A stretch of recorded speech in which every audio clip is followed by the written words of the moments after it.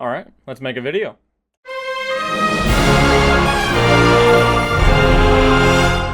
Alright, in today's video, I want to get a little bit of a series going called the WHO DAT chat. I wanted to make an area where I can talk everything New Orleans Saints related. Now, I know I haven't been making a lot of content as of recently. I have not been making videos, and I've been doing a lot of live streaming, but I want to make a video where you guys can get to know me a little bit better, how I became a Saints fan, special moments for me in Saints history, different, sports I enjoy watching as well, and just, an overall video, kind of get a little bit of an overview of how I want this channel and what I want to do on this channel. Alright, so kicking off this video, I want to talk about how I became a Saints fan, and what they mean to me, personally.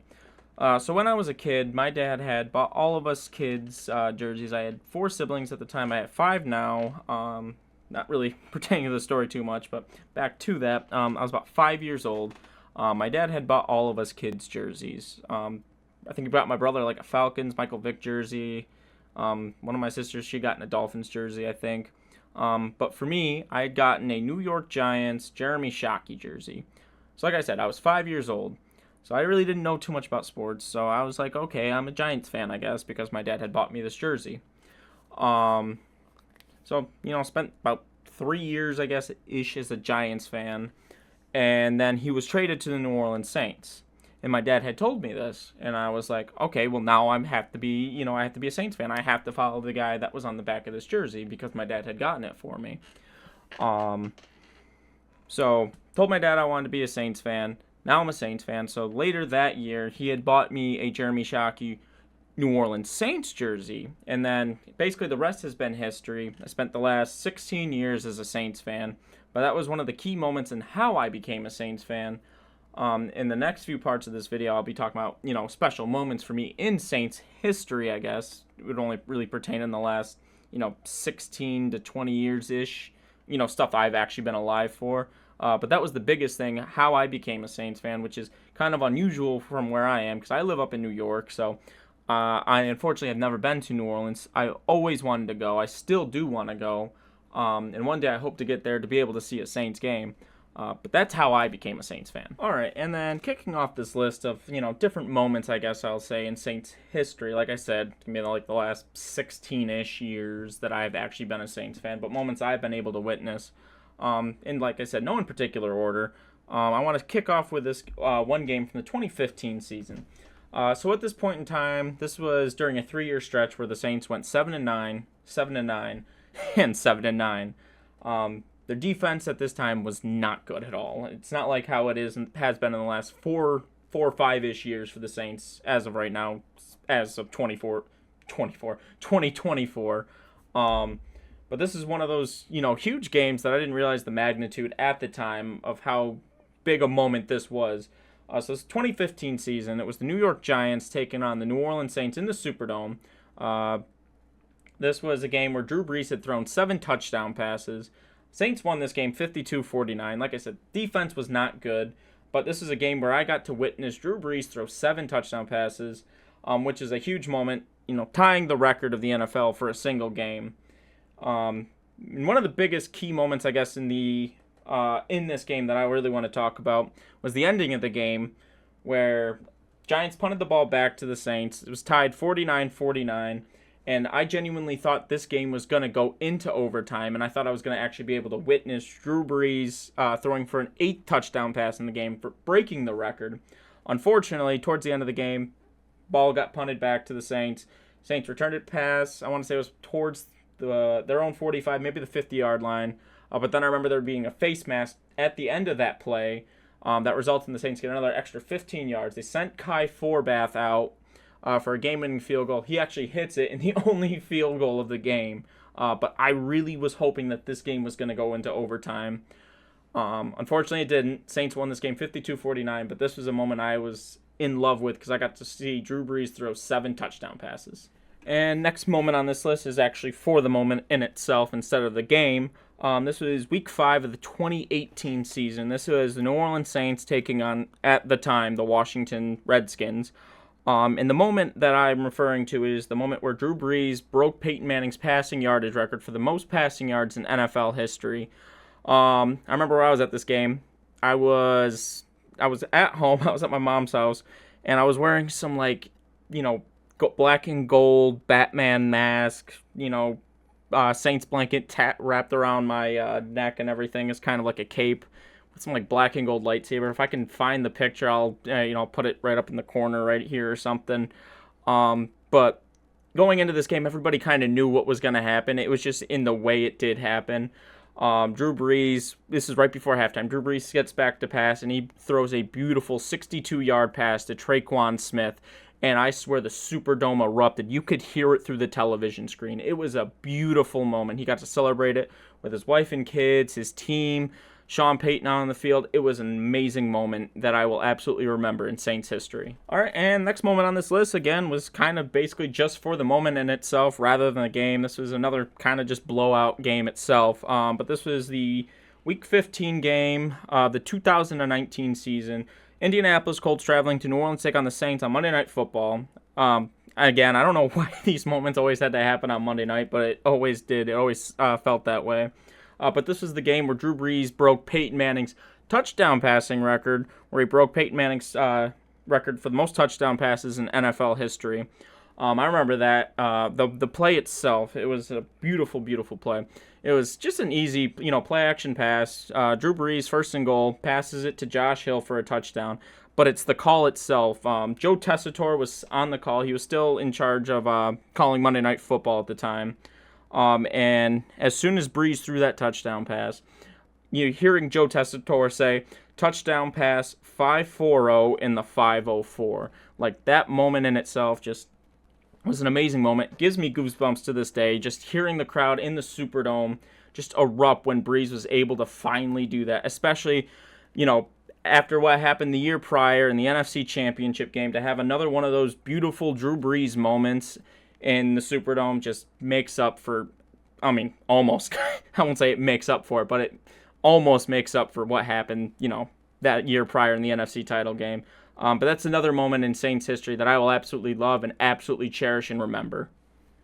All right, and I think the last two moments I will talk about in this little chat about moments in Saints history that I absolutely enjoy. I'll probably make it into like one big moment, I guess, in itself.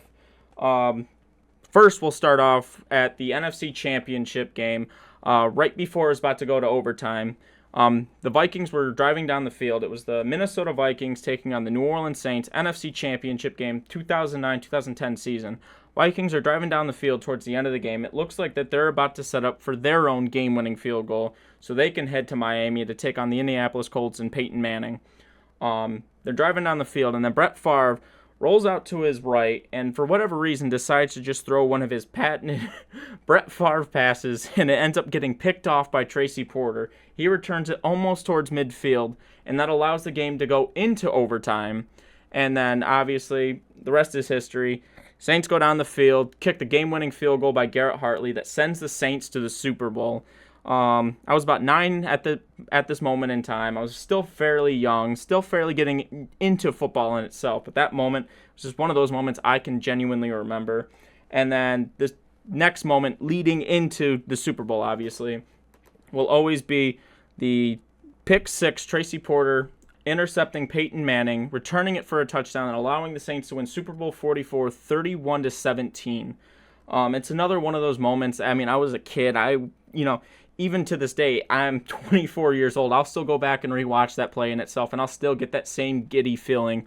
That feeling of knowing that the Saints were about to win their first Super Bowl, and I was actually about to be a part of it. As a kid, obviously I didn't really know too much about the Saints history. I didn't know about the Aints at the time, the Dome Patrol, or any former, Saints knowledge before that point. But at that moment in time as a kid, I was lucky enough to be happy, and be able to watch my team win the Super Bowl. And I hope, pending the time in the future, that I'll be able to watch the Saints win yet another Super Bowl. All right, and then wrapping up this video, I guess just kind of, tying up loose ends to, finish off this first video of the WHO DAT chat. I wanted to get into a little bit about what the channel's about, other sports that I'm into, and just kind of like how I got my name for the channel itself, the 3030 Club itself. So I guess first we'll just kick off with, other teams and other sports I'm interested in. I'm also a huge MLB, NHL, and NBA fan. for those respective sports. For the NHL, I'm a Seattle Kraken fan. Story behind that is a simple one. I was trying to get into hockey, and they were just introducing the Seattle Kraken into the NHL. So at that point in time, I was just like, well, if I'm going to get into hockey, might as well just like the newest team.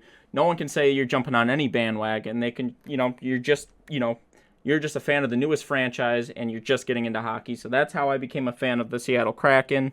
For the MLB, I'm an Arizona Diamondbacks fan. I was starting to get into baseball right after the Washington Nationals had won the World Series in the 2019 season, I want to say it was. I believe it was the 2019 season.